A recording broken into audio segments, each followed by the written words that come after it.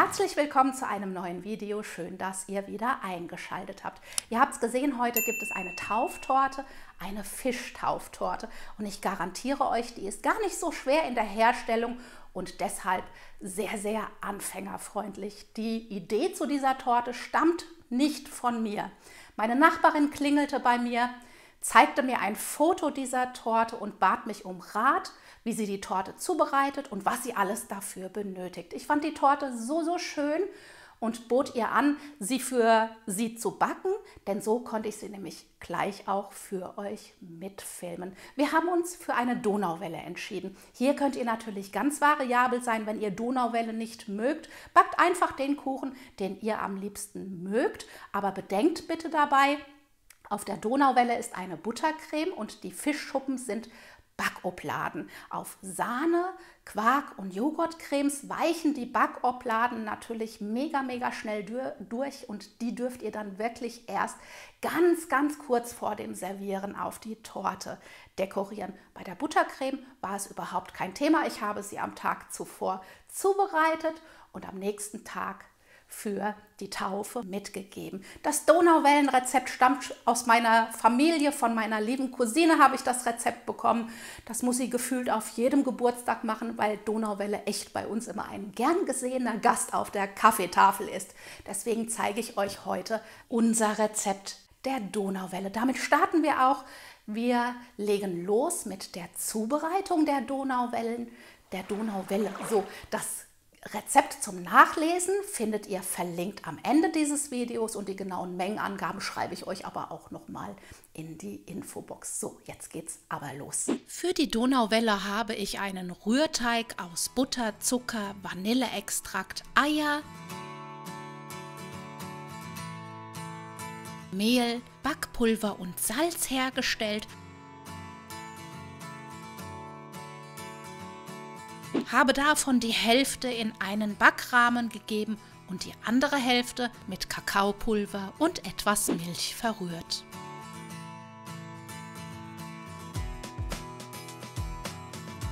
Der Schokoteig wird nun vorsichtig auf den hellen Teig gestrichen und anschließend kommen natürlich auch noch die Kirschen obendrauf.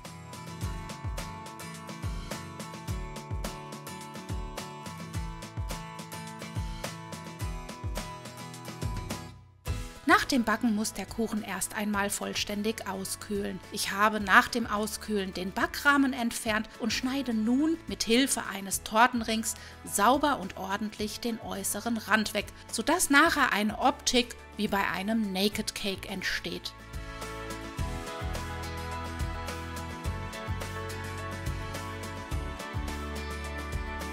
Um den Kuchen spanne ich nun einen Backrahmen und etwas Tortenrandfolie und darauf kommt die Vanillebuttercreme. Die genauen Mengenangaben findet ihr übrigens in der Infobox und das komplette Rezept zum Nachlesen verlinke ich euch am Ende dieses Videos.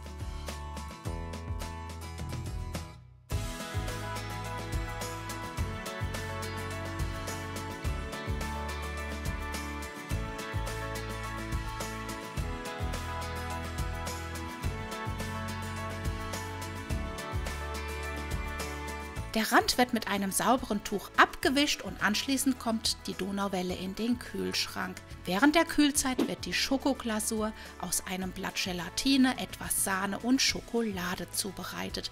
Bevor diese allerdings auf den Kuchen kommt, muss sie erstmal auf Zimmertemperatur auskühlen.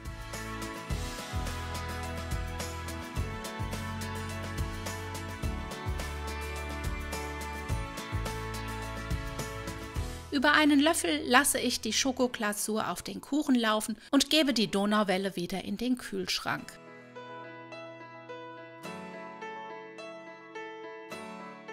Während der Kuchen im Kühlschrank ist, kümmere ich mich um das Cakeboard. Das Cakeboard wird mit blau eingefärbten Fondant, den ich auf etwas Speisestärke ausrolle, eingedeckt. Das Cakeboard ist eine Kapperplatte, eine Leihtschaumplatte, die ich passend zu meinem Kuchen auf die Größe von etwa 30 x 40 cm mit einem Cuttermesser zurechtgeschnitten habe. Nachdem der Fondant angepasst ist, wird er mit essbarem Zuckerkleber auf dem Cakeboard festgeklebt.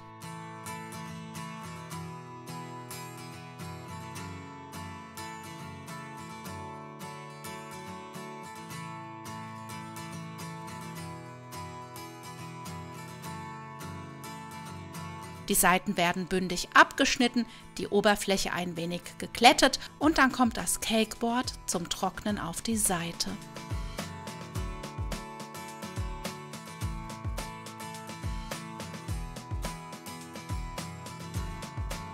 Sobald die Glasur etwas angezogen ist, wird der Backrahmen und die Tortenrandfolie entfernt und der Kuchen dekoriert.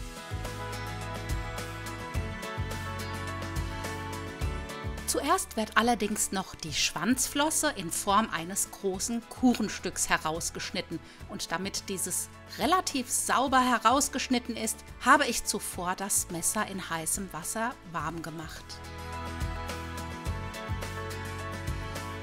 Da, wo die Schuppen hin sollen, habe ich noch mit einem Tool ein wenig die Schokolade markiert und dann kommen auch schon die Schuppen zum Einsatz. Ich verwende hier kleine Backobladen mit einem Durchmesser von 4 cm, die ich leicht überlappend in den Kuchen stecke.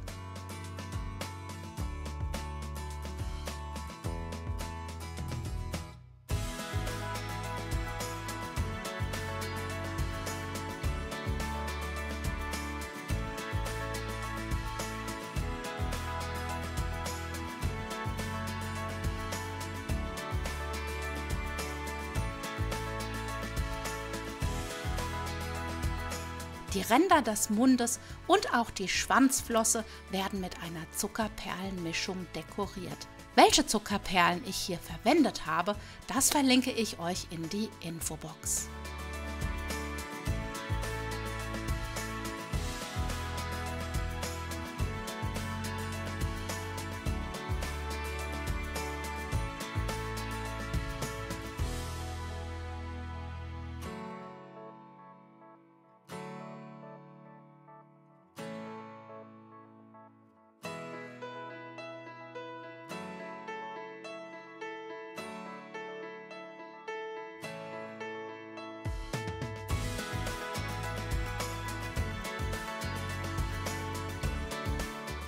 Schließlich kommt der Kuchen auf das vorbereitete Cakeboard und da ich keine Buttercreme mehr habe, habe ich einfach zum Festkleben ein wenig Nuss-Nougat-Creme verwendet.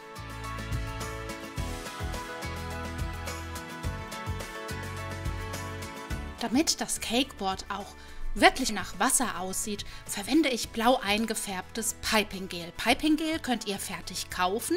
Auch hier findet ihr einen Link in der Infobox. Oder ihr könnt es selber herstellen. Ein Rezept für Piping Gel verlinke ich euch hier oben in der Infocard. Mit einem Pinsel trage ich dieses rundherum ganz grob und ganz wahllos auf und setze noch ein paar Highlights mit purer weißer Lebensmittelpastenfarbe. Einen Tag zuvor habe ich aus Blütenpaste und Fondantausstechern das Wort zur Taufe und auch der Name des Täuflings ausgestochen und liegen lassen. Jetzt sind sie super getrocknet und bleiben perfekt auf dem Piping Gel kleben. Ein Auge bekommt der Fisch natürlich auch noch in Form einer großen Zuckerperle.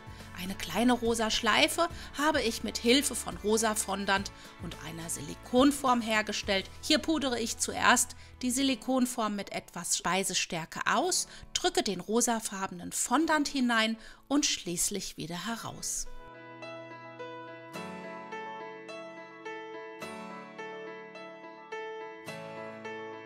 Die Muscheln habe ich mit Hilfe einer Muschelpralinenform und Fondant hergestellt. Auch hier pudere ich zuerst die Form mit etwas Speisestärke aus, drücke den Fondant ganz fest hinein und da die Form relativ fest ist, drehe ich sie rum, klopfe sie auf der Arbeitsfläche auf, bis die Fondantmuscheln herausfallen. Der Rand des Cakeboardes bekommt zu guter Letzt noch ein rosafarbenes Satinbändchen, was ich im hinteren Bereich mit einer Stecknadel fixiere.